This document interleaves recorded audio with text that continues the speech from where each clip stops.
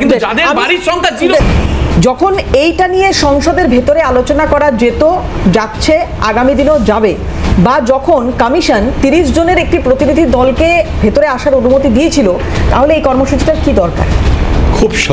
খুব স্বাভাবিকভাবে এটা বলি, তোমাকে একটু পিছিয়ে যেতে হবে। 2011, 12, 13 আমরা আলোচনা করতে চেয়েছিলাম বিজেপির মতো বিরোধী দলের সাথে। সেই সময় বিভিন্ন রাজনৈতিক ইস্যুগুলোকে নিয়ে তোমার মনে থাকতে পারে, ইভেন এখন যেটা তুমি 900 টাকায় কিনছো যে গ্যাস সিলিন্ডার, সেই সিলিন্ডার নিয়ে আক্রমণ করা হয়েছিল ঠিক পার্লামেন্টের বাইরে। প্রশ্নটা আমি সেখানে যাচ্ছি, এটা কম্পিটিশন হতে পারে না। কিন্তু আমি তোমাকে যেটা বলি, এতটাই কনভিন্সড, আমরা বারবার বলেছি এই প্রসঙ্গটা আগে থেকে বলুন, আন্ডারলাইন করুন, পার্লামেন্টে ডিসকাশন হবে, বারবার পালিয়ে গেছে। বারবার একেবারে সরাসরি এর কোনো অ্যাকাউন্টেবিলিটি দেখাননি। আমরা শুধু এই প্রসঙ্গ না, আমি ওই ইরেলিভেন্ট মনে হবে, কিন্তু বাস্তবে এটা সত্যি। আমরা পাকিস্তান অপারেশন সিন্দুর থেকে আরম্ভ করে আমরা এই ইলেকশন কমিশনের ভূমিকা প্রত্যেকটা, আমি বিশেষভাবে এই কারণে হবে না, কারণ আজকে ধর্মেন্দ্র প্রধানও এই কথা বলেছেন, অপারেশন সিঁদুর নিয়েও কথা বলতে গেলে সেখানে কোনো গঠনমূলক কথা হয়নি। গঠনমূলক কথা, এক মিনিট আমাকে একটা জিনিস বলো, পার্লামেন্টের স্পেশাল সেশনটা ডাকা হয় কখন এবং কেন? তুমি খুব ভালো করে জানো পার্লামেন্টের স্পেশাল সেশন, যেখানে অপারেশন সিন্দুরের মতো একটা ইন্টারনাল অ্যান্ড এক্সটার্নাল সিকিউরিটির প্রশ্ন আছে, ঠিক সেরকম জায়গাতে ইভেন বাজপেয়ীজি ডেকেছিলেন কার্গিলের পরে, সেই এক্সাম্পলও তারা নেননি। সুতরাং সেই আলোচনাটা পার্লামেন্টে করতে কি বাধার সম্মুখীন হতে হয়েছে আমরা সকলেই জানি। আচ্ছা, দ্বিতীয় প্রশ্নটা হচ্ছে, তুমি ইলেকশন কমিশনে ইস্যু, ভেরি স্পেসিফিক্যালি যে ইলেকশন কমিশনের কাজটা আমরা বারবার বলছি, আমরা ডেমনস্ট্রেট করছি, আমাদের কথা সরাসরি শোনা হয়নি। এবং আমরা যেটা বারবার বলছি সেটা হলো কোথায়, মহারাষ্ট্র নির্বাচনের সময় কিন্তু এই আন্দোলনটা ছিল না। মহারাষ্ট্র নির্বাচনের সময় 1,55,50,000 একটা লিস্ট, এবং বিকেল 5টা থেকে 6টা পর্যন্ত আপসার্চ অফ ইলেকশন, অর্থাৎ লাস্ট আমরা অ্যাপ্রক্সিমেশন দেখেছি লাস্ট 10টা নির্বাচন, মানে বিধানসভা, লোকসভা, লোকাল বডির নির্বাচনে সেই বুথগুলোতে একেবারে অভিনবভাবে উল্টো দিকে স্রোত বয়েছে। 5টা থেকে 6টা এই সংখ্যাটা এলো কোথা থেকে? আমরা এই প্রশ্নগুলো করেছিলাম, প্রশ্নের উত্তর আসেনি। আমরা হরিয়ানা নির্বাচনের পরে প্রশ্ন করেছিলাম, সেখানেও কিন্তু এই উত্তর আসেনি। তার পরবর্তী সময় আমরা যখন ইলেকশন কমিশনকে চ্যালেঞ্জ করছি উইথ অল আর ডকুমেন্টেশনস, সেটাকে পার্লামেন্টে আলোচনা করতে দেওয়া হবে না। তোমার মনে হতে পারে যে যেখানে আমাদের স্পেসিফিক কোয়েশ্চেন্সগুলো আমরা মহারাষ্ট্রের নির্বাচনের সময় থেকে বলে আসছি এবং প্রমাণ দাখিল করে আসছি, আজকে তো আমরা রিসার্চ করেছি, আমরা গ্রাউন্ড ওয়ার্ক করেছি, আমরা ভোটার লিস্ট অনুসারে দেখিয়ে দিয়েছি, ডেমনস্ট্রেট করেছি, সেই ডেমনস্ট্রেটের কপি তার কাছে আছে, এফিডেভিটের দরকার নেই। উনি লোকসভা বিরোধী দলনেতা এবং উনি ইলেক্টেড মেম্বার। আমি তোমাকে সেই কারণে বলি চন্দন, আমি আপনার কাছেই আছি, আইনি জায়গা থাকতে পারে, আপনারা হয়তো ভবিষ্যতে এরকম কোনো পদক্ষেপ নিলেও হতে পারে, সেটা যদিও একটা মামলা চলছে, যাই হোক। কিন্তু আমি বলছি যে আপনি এতগুলো উদাহরণ দিলেন, মহারাষ্ট্রের কথা বলছেন, হরিয়ানার কথা বলছেন, ফল তো পাননি, এটার পর পাবেন কি ফল? একটা জিনিস তোমাকে বলি পরিষ্কারভাবে দেবারতী, গণতন্ত্রের ফলটা গণতান্ত্রিক পদ্ধতিতেই আসে, এটা একটা আন্দোলন। এবং আমি তোমাকে যেটা বলি যে মহারাষ্ট্রের সময় যারা কানে তোলেননি, হরিয়ানার সময় যারা কানে তোলেননি, আজকে তাদের গাত্রদাহ শুরু হয়েছে। আজকে বোঝা যাচ্ছে the fallen of the cards, একেবারে তাসের ঘরগুলো আস্তে আস্তে ভাঙছে, এটা বোঝা যাচ্ছে। এবং সেটা বোঝা যাচ্ছে বলে আজকে বিবৃতিগুলো দেখো আক্রমণাত্মক বিবৃতি, এবং সেটা পার্টিকুলারলি রাহুল গান্ধীকে কেন্দ্র করে। Leadership is very successful. এবং আমি তোকে বারবার বলছি, বিহারের নির্বাচনে দেখে নিও যে আলটিমেট এর রেজাল্ট বা রিসার্জেন্স কিভাবে রিফ্লেক্ট করে অন গ্রাউন্ড। এই বক্তব্যটাকে কিভাবে খণ্ডন করবেন চন্দন দা, বা যারা বিরোধী এখানে রয়েছে, আমি মনিদার কাছে পরে আসছি, কিভাবে খণ্ডন করবেন? সুকান্ত মজুমদার একটা রিয়াকশন আমি শোনাই, সম্ভবত এটা উনি এই রাজ্যের নিরিখে করছেন, কিন্তু তৃণমূল কংগ্রেস এই রাজ্যে, অন্যান্য রাজ্যে যে সমস্ত বিজেপি দলগুলো রয়েছে, হয়তো বিজেপি নেতৃত্ব এই একই কথা তাদের ক্ষেত্রে বলছেন। কি বলেছেন দেখুন সুকান্ত মজুমদার, আমি তাহলে একটু এই আলোচনাটা একটু এগিয়ে নিয়ে যেতে সুবিধা হবে। সুকান্ত মজুমদার এই বক্তব্য স্পেসিফিক্যালি শুনুন।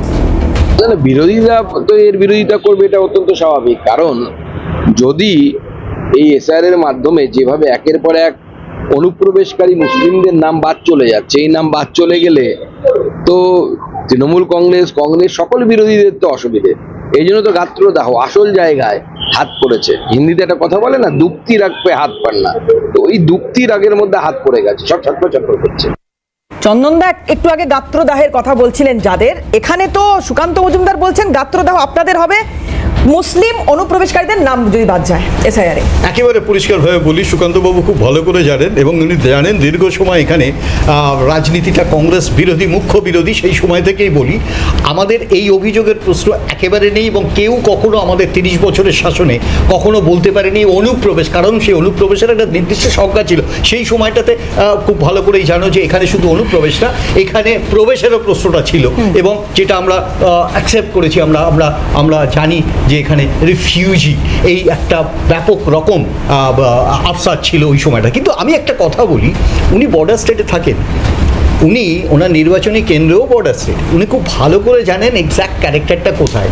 শুধুমাত্র তাই, আজকে তুমি দেখো না আসামে ফেলিওর করছে, যেখানে খুব স্বাভাবিকভাবে তোমার এনআরসি, সেই এনআরসি রিফ্লেক্টটা আজকে পশ্চিমবাংলার ওপর আসছে। তুমি খুব ভালো করে দেখো এরা কি করতে চাইছে, যারা পশ্চিমবাংলার দীর্ঘ সময়ের নাগরিক, পশ্চিমবাংলা থেকে আসে।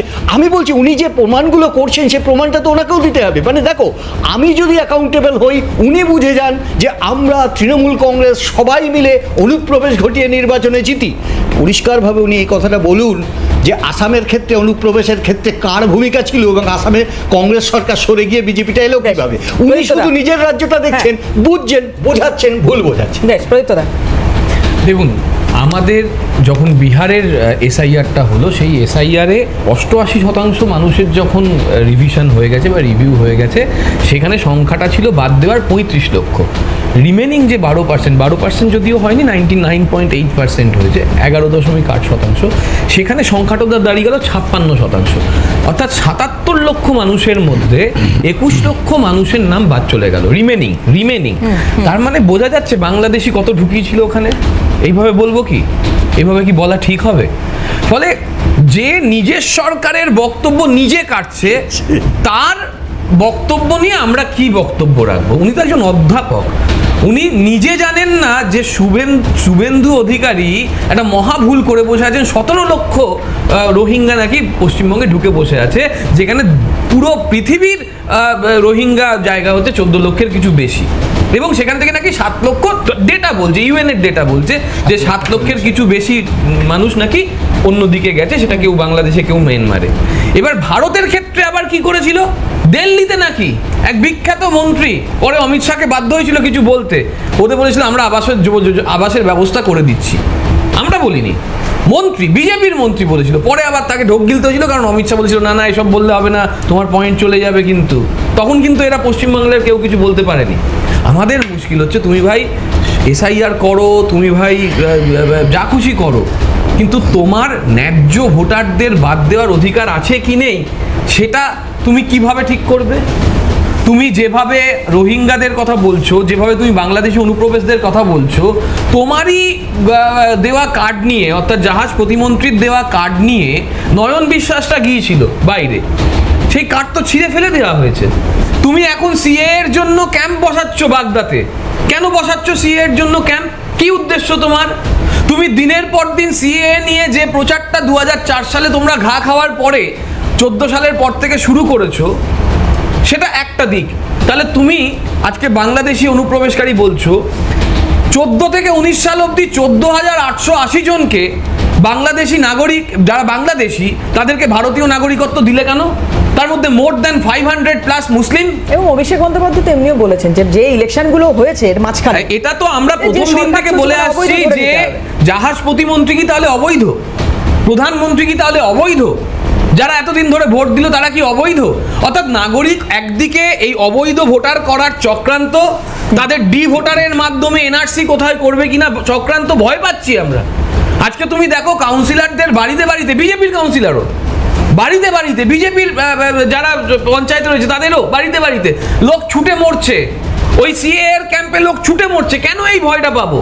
ডিমনিটাইজেশনের সময় থেকে শুরু করে এই সরকার যেভাবে ভয়ের রাজনীতি শুরু করছে, আমরা তো ন্যাশনাল সিকিউরিটি, এত বড় সিকিউরিটি দিল, ডিমনিটাইজেশন করে দিল, 2000 টাকার নোট নাকি মাটির মধ্যে পুঁতে দিলে সেখান থেকে টাওয়ার ফাওয়ার দিয়ে ঢুকে পড়বে, যে কোনো টেরোরিজম থাকবে না। 44 জনের কোল খালি হয়ে গেল, 44 জনের মাথার সিঁদুর চলে গেল, 350 কেজি আরডিএক্স ঢুকে গেল। সেটা তো পশ্চিমবঙ্গে নয়। আবার শেষ করে দেবো, আবার এই যে 26 জনকে মেরে চলে গেল সিকিউরিটি, কার দোষ? বেশ, নীলাংশু খুব সংক্ষেপে ভাই। আচ্ছা, সেটা হচ্ছে যে এই এসআইআর নিয়ে একটা দীর্ঘ আলোচনা দীর্ঘদিন ধরে সংবাদ মাধ্যমগুলোয় চলছে, কিন্তু প্রশ্নটা খুব বেসিক জায়গায় যে 2002 সালের পরে এসআইআর করা গেল না কেন?